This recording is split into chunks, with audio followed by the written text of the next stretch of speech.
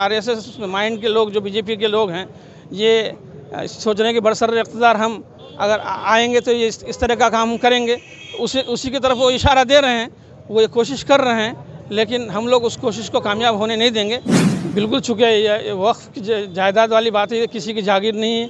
ये जो भी चीज़ मुसलमान वक्फ़ करते हैं अल्लाह के लिए करते हैं, और हमने क़यामत तक के लिए इसको वक्फ़ कर दिया है जो भी। तो इस पर किसी का हस्तक्षेप या किसी का इंटरफेयर हम बिल्कुल पसंद नहीं करेंगे।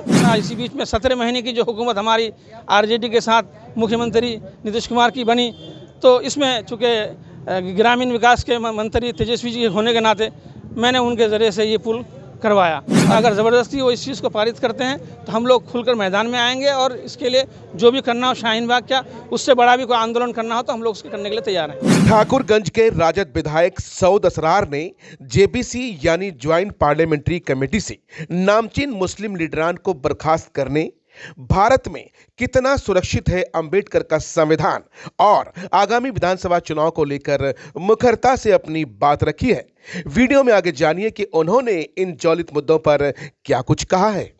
मैं देशवासियों को ये पैगाम दूंगा 26 जनवरी के दिन कि जिस तरह से हमारे असलाफ ने कुर्बानियाँ देकर इस मुल्क को आज़ाद किया, और बड़ी सोबतों, मुश्किलों, दुश्वारियों के बाद ये मुल्क आज़ाद हुआ है, बहुत मुश्किल से ये आज़ाद होकर हमें मिला है। हम ये कहेंगे कि उनकी कुर्बानियों को याद किया जाए, और उन्होंने जो जाँफशानी से इस मुल्क को संवारा, हम इसको संवारने का काम करें, और अमन शांति का जो पैगाम ख़ासतौर पर हमारे इस मुल्क का रहा है उसको बरकरार रखेंगे। सर, इस वक्त जेपीसी को लेकर विवाद छिड़ा हुआ है, कई मुस्लिम लीडरान को बर्खास्त कर दिया गया है, क्या कहते हैं? बिल्कुल चूँकि ये वक्फ़ की जायदाद वाली बात है, ये किसी की जागीर नहीं है। ये जो भी चीज़ मुसलमान वक्फ़ करते हैं अल्लाह के लिए करते हैं, और हमने क़यामत तक के लिए इसको वक्फ़ कर दिया है जो भी। तो इस पर किसी का हस्तक्षेप या किसी का इंटरफेयर हम बिल्कुल पसंद नहीं करेंगे। जिस तरह उसका लॉ है, जो कानून है, जिसके हिसाब से 1992 में जो एक फाइनली उसका ये हुआ था, तो ये उसी हिसाब से चलना चाहिए। इसमें किसी का हस्तक्षेप, जैसे ये लोग डीएम वगैरह या किसी को दाखिल करके इन ज़मीनों की जायदाद को अपने कब्ज़े, क्योंकि इनकी मंशा वही है कि जब डीएम का दखल होगा तो जाहिर सी बात है वो वकालत किसकी करेगा, हुकूमत की करेगा, और इस तरह वो जायदाद को हड़पने की कोशिश करेंगे। हालांकि ये बहुत ही इसकी बात है, अफसोस की बात है कि खुद उनका राम मंदिर का ही एक देख लीजिए, उनकी भी जायदाद है, हमसे कहीं ज़्यादा उनके पास जायदाद है, लेकिन उनको अपनी जायदाद नज़र नहीं आ रही। मुसलमानों की जायदाद हमेशा उनको नज़र आती कहाँ क्या है।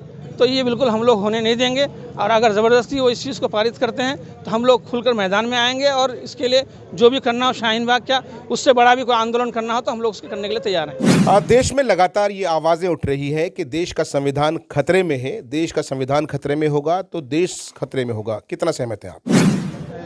देखिए, चूँकि आदमी दिल में क्या है तो नहीं कह सकते, इंसान अपनी ज़बान से बोलता है। चूँकि आरएसएस माइंड के लोग, जो बीजेपी के लोग हैं, ये सोच रहे हैं कि बरसर इक़्तिदार हम अगर आएंगे तो ये इस तरह का काम करेंगे। उसी की तरफ वो इशारा दे रहे हैं, वो ये कोशिश कर रहे हैं, लेकिन हम लोग उस कोशिश को कामयाब होने नहीं देंगे।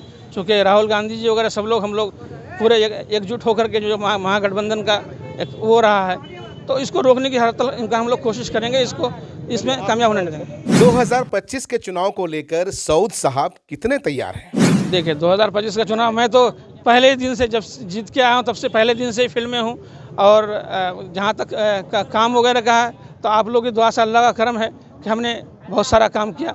नहीं भी तो 150 से ऊपर मुख्यमंत्री रोडों का हमने काम किया, आधे से ज़्यादा बन चुके हैं।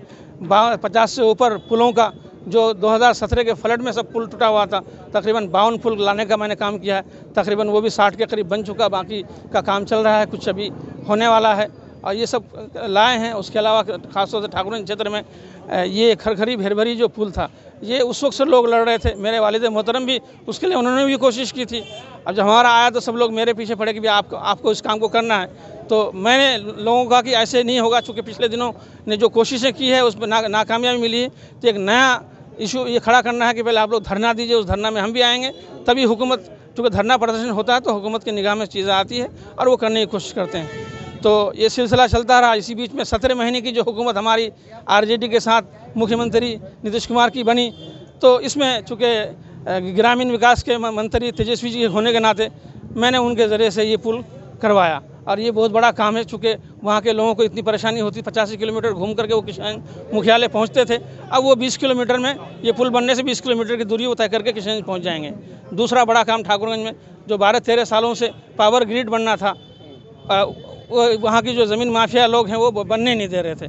मैंने डीएम साहब से मैंने उस मौके से डॉक्टर आदित्यनाथ उनसे मैंने बात की थी कि भाई आपका क्या मंशा, आप करना चाहते हैं या नहीं। उन्होंने कहा नहीं, मैं भी चाहता हूँ कि ये हो। तो मैं गया वहाँ सचिव से और सेक्रेटरी से मिलकर, मैंने कहा भी इसको काम को क्यों नहीं आगे बढ़ा रहे हैं। तो उन्होंने कहा डीएम को अनुमति अगर लेटर भेज दे तो हम लोग उसको करेंगे। मैंने वहीं से फ़ोन किया था डीएम साहब को, उन्होंने अपने ही कंप्यूटर से टाइप करके 5 मिनट के अंदर उन्होंने लेटर भेजा और वहाँ से जैसे ही उनके अनुमति लेटर वहाँ पहुँचा, फ़ौरन 1 हफ्ते का उन्होंने रजिस्ट्रार का टाइम दिया। जिस जगह पर बनना था उस जगह पर वो पावर ग्रिड बन रहा है। ठीक है सर, बहुत बहुत शुक्रिया।